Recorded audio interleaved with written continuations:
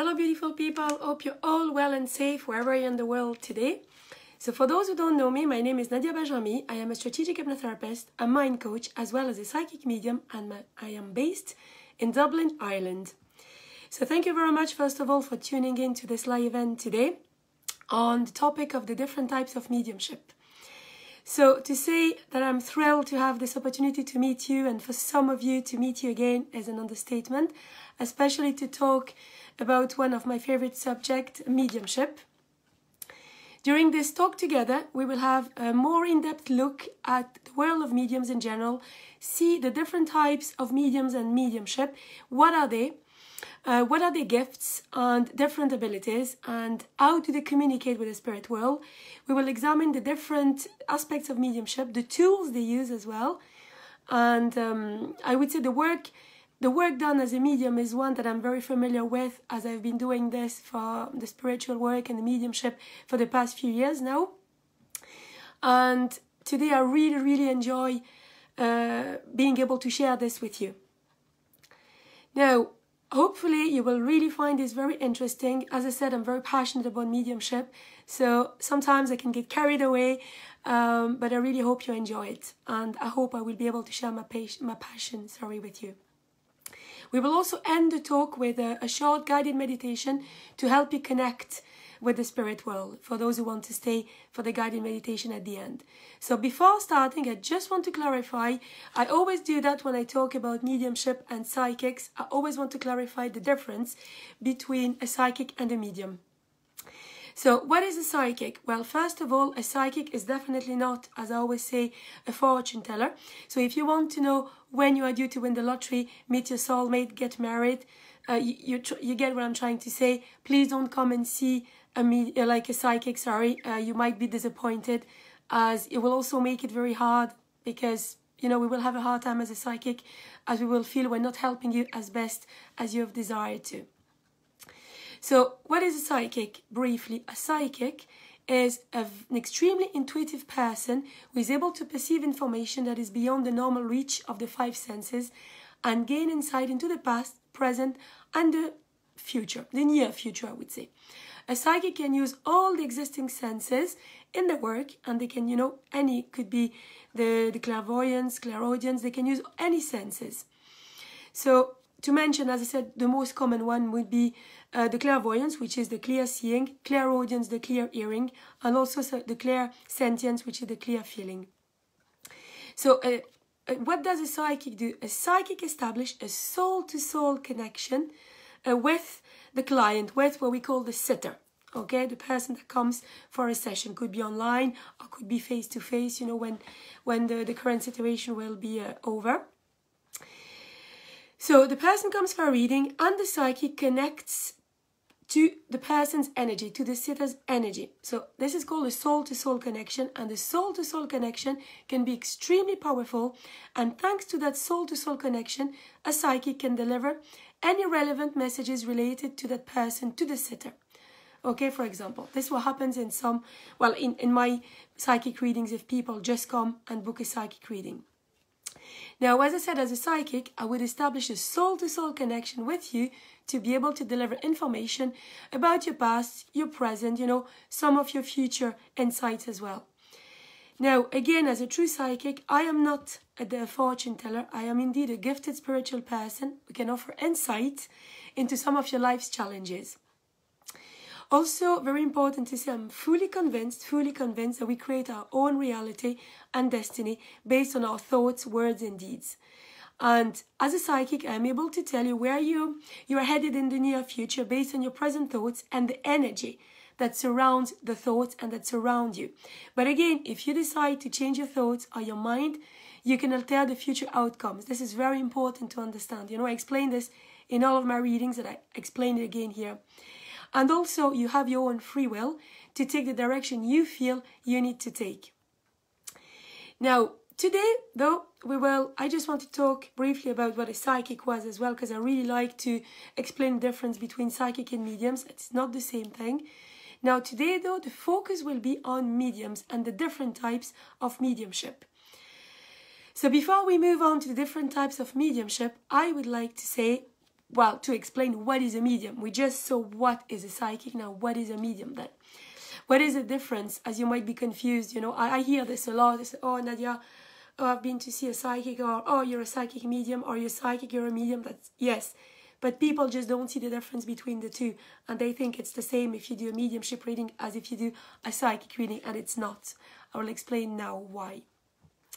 Now, a medium is also a very spiritually gifted person, a person who works a lot, you know, on their own spiritual path, and who establish connections with what we call discarnate entities between this world and the spirit world. So the medium is able to have an active real-time dialogue with the spirit of your loved ones who have passed away, and can provide you with enough evidence and details to remove any doubts in your mind, on the sitter's mind, that the true communication with the spirit world is taking place. Now, as a medium, my primary objective is really to give you proof and evidence of life after death. So this is something very important to understand. First goal, first objective of a medium is to prove that there is life after death, the continuity of life after death, okay? Now, also, why is it called a medium? I always like to explain this. Two things. A medium is, first of all, because us as living human beings, we need to raise our vibrations to meet the spirit world, who then have to lower the vibration, and we meet in the middle. This is one thing. Second thing as well, we are the medium, we are the channel to the spirit world, which means the spirit world communicates through us, uses us as a medium, and then we relay the messages from your loved ones. So mediumship is, again, connection with discarnate entities, spirit world. Psychic is connection with human to humans energy.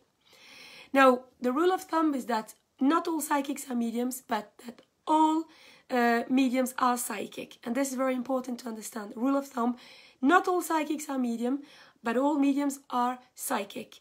It doesn't require the same amount of power. We're not going to go into this just now, because today's topic is really different type of mediumship. But I explain the difference between psychics and mediums. And again, psychics, soul-to-soul connection.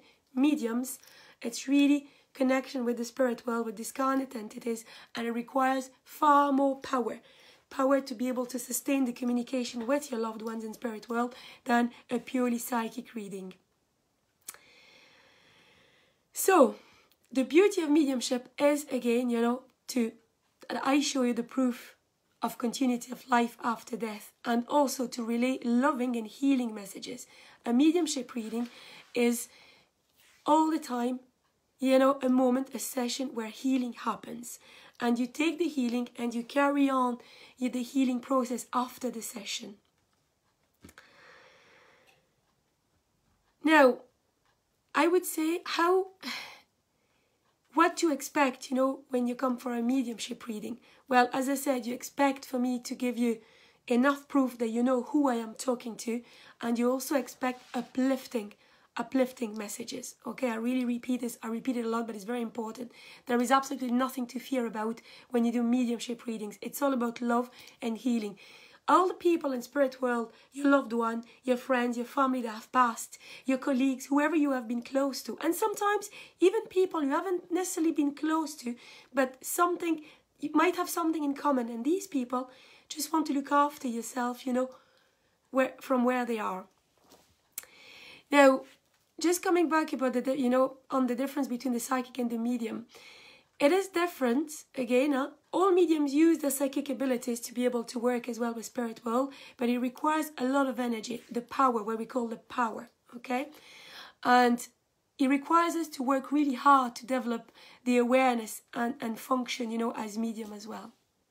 So some people are only psychics, some people are mediums, which is psychics as well.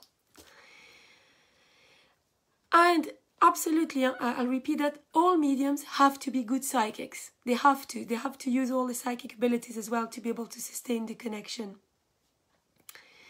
So the term psychic medium is accurate. It's an accurate term. I call myself like a psychic medium because it's absolutely accurate. Although medium, again, work on much higher energy vibration than psychics, just to summarize. Now, as a medium myself, and you know, my colleagues medium as well, is we spend a lot of time training to enhance our awareness. We really do spend a lot of time trainings on workshop. It's a lifelong training process. And this is usually achieved with regular, at least daily meditation, at least daily. I meditate every day, what we call sitting in circle with help from our spirit guides and helpers as well. So now let's dive into different types of mediumship. So I often talk about 3 types of mediumship, the 3 main ones to me, which are mental mediumship, trance mediumship, and physical mediumship. So a roundup of the mediumship types now. Mental mediumship. So again, rule of thumb would say that the mental mediumship is the most common type of mediumship. I work as a mental medium. And what is a mental medium or mental mediumship? So mental mediumship is the most common form of mediumship, and we count a large number of mental mediums throughout the world, this being, you know, the most common type of mediumship. Now, the 3 main forms, there's more, but the 3 main forms of mental mediumship are clairvoyance, clairaudience, clairsentience. These are the 3 main ones. Again, there's more, but this will be part of another talk I will be doing next month about the different types of clairs we have. So let's have a look at the first one. What is clairvoyance? Very often we hear as well, oh, I've been to see a clairvoyant. You know, people use the term sometimes, I wouldn't say in the wrong way, but they're not all the same terms, okay? So what is then clairvoyance that mental medium use? So with this form of mediumship, the spiritual medium is able to see images in the mind's eye, or less frequently, we're also able to see spirits, scenes and objects or symbols, as if we're actually viewing them with our own physical eyes, like in the physical worlds.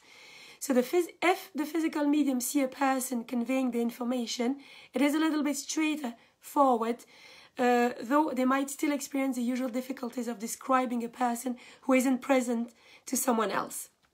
So the process can be complicated sometimes by the fact that the spirit that wants to communicate may not be that familiar to the person who they are wishing to communicate with. And this is important to explain. As I said before, sometimes a spirit wants to talk to someone that didn't really know that much in life, but that they feel drawn to, they feel there is a connection, they feel they shared something, and they want to come and help the sitter. Now, what distinguishes this as mental mediumship, however, important is the fact that only, why do we talk about, you know, the clairvoyance here? Only the medium sees the spirit people. No one else present in the room is able to see them. The medium can then pass on, you know, their messages to the people that came, to the sitters or to the loved ones. And again, this is an essential part of showing proof of life after death. But this is the clairvoyance, is really seeing images, scenes, as if you were actually very often, could be very vivid, as if you were seeing them, you know, in the living world. But it's really seeing with your mind, with the mind's eye. Now, what is clairaudience? We call it also, so clairvoyance is also called clear seeing, you know, clear seeing. And now what is clairaudience is the clear hearing. Now in this form of mediumship used by mental medium, the medium is able to hear what the spirit people have to say. So the ability often goes together with clairvoyance, to be very honest. I use both in my mediumship. Not all the time, but very often these 2 abilities go together.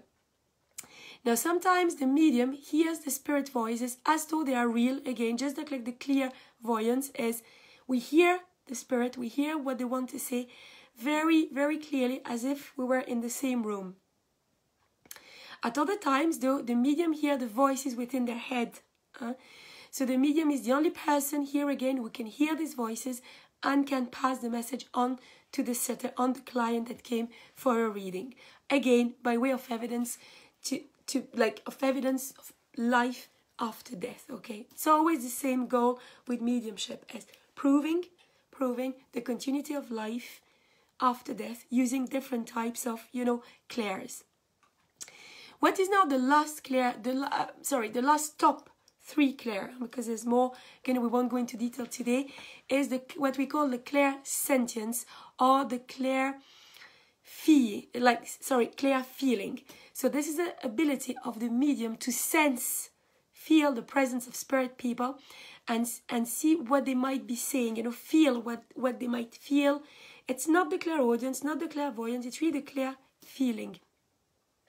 Here again, the medium is the only person who can sense the presence of the spirit personality and sense the message from a specific spirit person that can, you know, that they can then pass the message on to the sitter, to the person who came for a reading, that we call the sitter. Now, this may happen in different types of ways. A general sensing of a presence is one of them. Sensing an emotion, changes in temperature, breezes, a feeling on the face, a smell, a scent of a fragrance as well. You know, these are the feelings. It's really us as medium feeling that, oh, there is someone now coming here. I can feel the energy is changing. And this is the clairsentience. Now, sometimes the vagueness of some of the impressions can make the process more difficult. However, sensing that a spirit person's grandmother is present along with an awareness of the favorite sense or a favorite scene she used, you know, when she was alive, can be very evidential. So this is why I mentioned these three main clairs, because they're very often used together. You know, we will feel, I will feel a spirit, and then the spirit will show me some scenes, or will show me some images, or will show me an object, and often as well, the spirit will tell me something to relay, you know, to the sitter, or will just play a song, or just tell me something. And again, for myself, I use very often the three clairs in my mediumship. Now, the second main type of mediumship or medium is what we call trance mediumship. So trance mediumship or trance communication occurs when the spiritual medium, psychic medium, is able to withdraw and disengage to a point from conscious control of the mind is gone. So basically it's a total blending, full blending with the spirit world. Now, trance, what we call trance in mediumship, is a true blending of energies, the medium's one and the spiritual medium's one, and it leads to a deep, very often to a deep trance state. Sorry. So the trance medium usually is not, I would say, consciously aware of the content of the communication, while the trance medium, they have been in trance, so they're not necessarily conscious of the message, the content of the communication, because there is a full blend and the spirit has taken over. Okay. Thanks to everybody who's joining me now. Yes, I do readings. You can message me and I'll get back to you. Yeah. Thank you again for tuning in. Now, in order to guarantee an accurate communication and messages in trance mediumship, the medium needs to put aside their own ego and preconceptions and of the content of the communication. So basically, we really, if we do trance mediumship, as we need to put everything aside to be able to build up enough energy so that, you know, we can fully blend with the spirit world, and the spirit is actually then talking through the trance medium.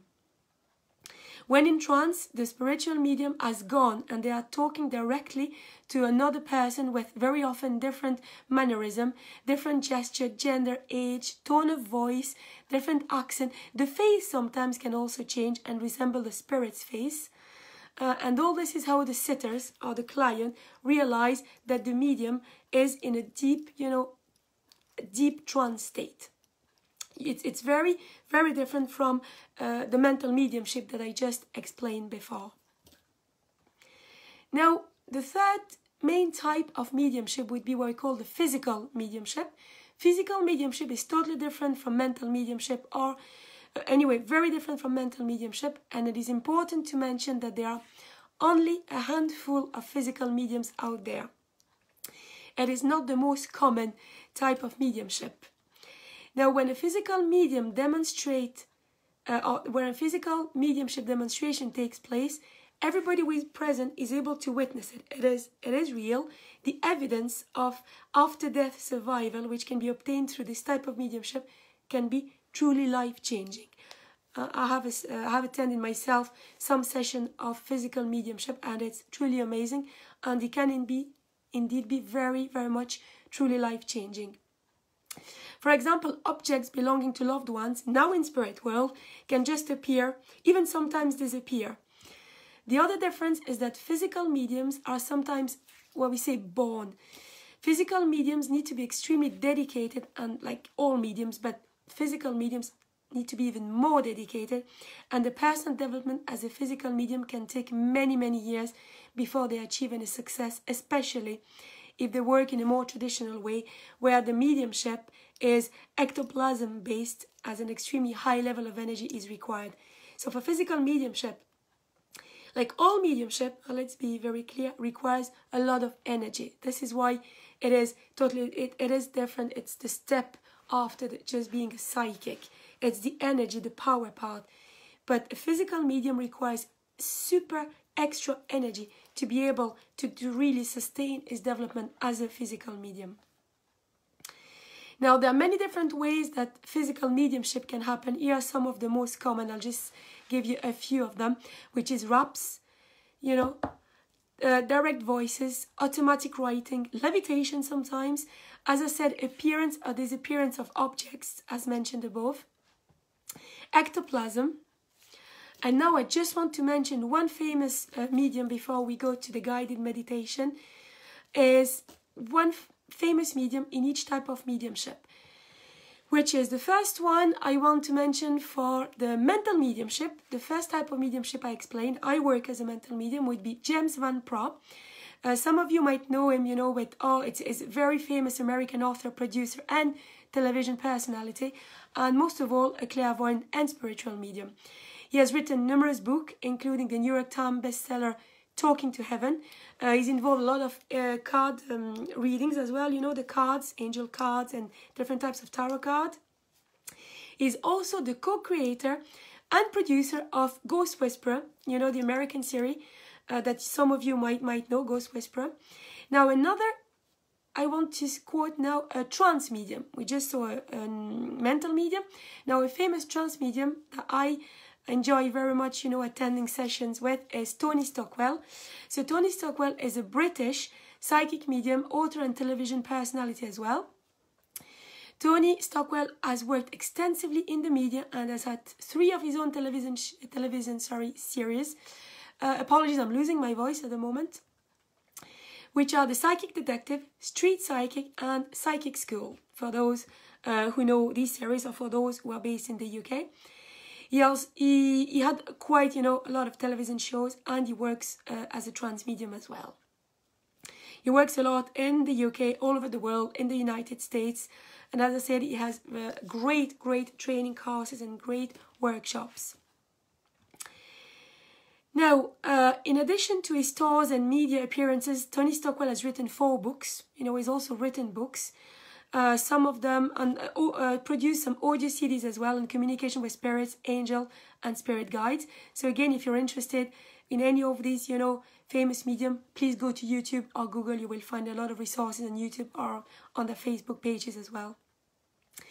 I will finish with a famous physical medium. As I said, physical mediumship is the less common one. And we can mention Florence Cook, late 19th, early 20th century. So Florence Cook, this lady was a famous physical medium, investigated by Sir William Crookes, and had seen spirits and heard voices from childhood. So just a little bit of story about this famous lady physical medium, late 19th century, early 20th century, is when Florence Cook was 15 years of age. While she was at a tea party, some friends suggested that they experiment with table tilting. So Florence refused to take part in this at the time, and at a later date, with her mother's permission, she consented to sit at the table, and the table became totally unmanageable, and young, Florence Cook was levitated off the floor. So this is just an example again of a physical medium, and today was just an introduction to the different types of mediumship. I did give you some names of a famous mental medium, a famous trance medium, and a famous past physical medium. If you're interested in this, feel free to send me any questions. You can have a look at my website, private message me, WhatsApp, email me, and I will be delighted to help you. And also, as I said, Google, YouTube, Facebook, are full of resources. Please do feel free to have a look. And before we move on to our, to the end basically of the session, I have prepared a small guided meditation that I took got actually inspired from a book that I read. And for those who are interested, this is a short guided meditation to help you communicate with spirit world. So before you do this, please make sure that you are in a quiet environment. Please make sure that your full attention is not required, and please don't do it if you're driving or if you're operating any type of machinery. Okay? So to start with, for those who want to join me in this short guided meditation to help you communicate with spirit world, please stay in a quiet place, make yourself comfortable, and close your eyes, and we will start now. So find a place where you are comfortable and adjust your body so that your back is supported and your arms and legs are uncrossed. When you're ready, just close your eyes and enjoy. Take a deep breath in, and as you exhale, you begin to settle comfortably into your sofa, your chair, or your bed. For protection and the highest good of all concerned, we call upon our higher self and the higher self of any deceased person with whom you may make contact. We ask for protection from your guides of light, your spirit guides, and from any spiritual forces with which you work and trust. So with your eyes closed, go now to a special place, a gathering place where you can meet your loved one. This place may be known in you through your actual daily experiences, or it can be a place you create in your mind and heart.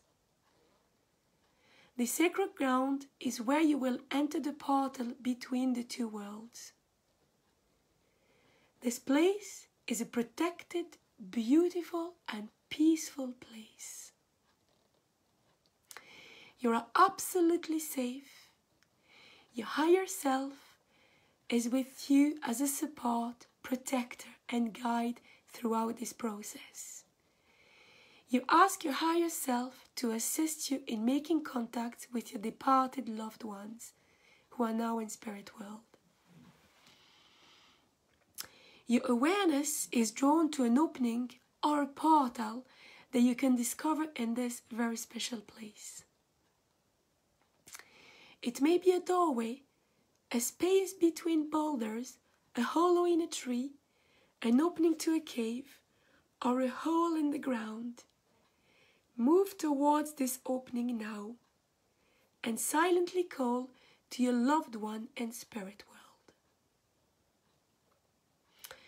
Send a prayer to him or her to meet with you.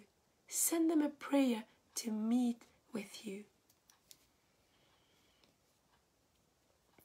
As I count from 1 to 3, move through the portal and stand in the realm of spirit with your loved one. 1. Moving closer. 2. Moving even closer. And 3. Be there now with your loved one in spirit world. You are now standing in the interlife, the place where spirits go after they pass. Now, using all your senses, you become aware of your surroundings and the presence of your loved one you want to talk to today. What do you experience? How is this presence known to you? Notice what you feel emotionally and energetically. What do you see? What do you hear? What do you smell? And most importantly, what do you want to say to your loved one? What is the response? Receive what comes with love and light.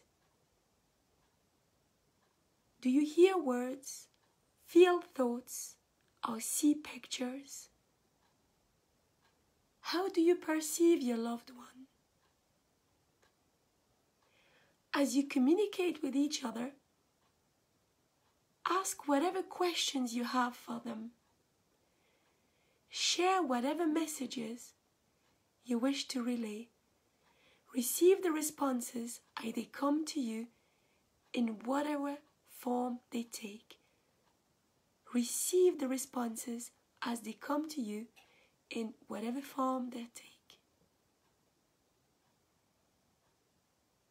Your higher selves are present, guiding this meeting and your communication with your loved one in spirit world.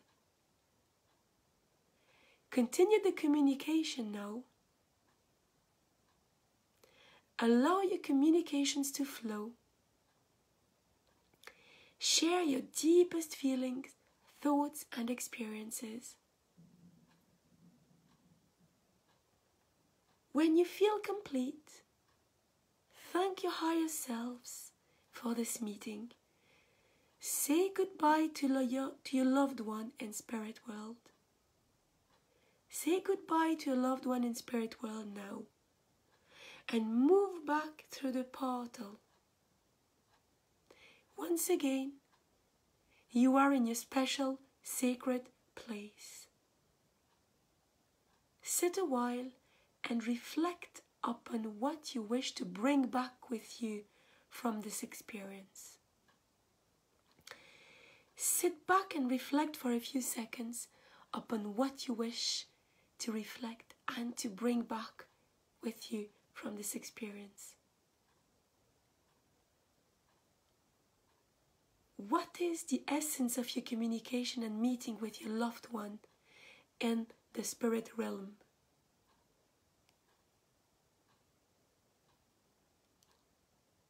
And now, slowly, safely, and happily, surrounded with a beautiful white light, surrounded by beautiful healing, you return to the room now, noticing your body is sitting or lying in the sofa, the chair, or the bed, in your room, in your place, in your home.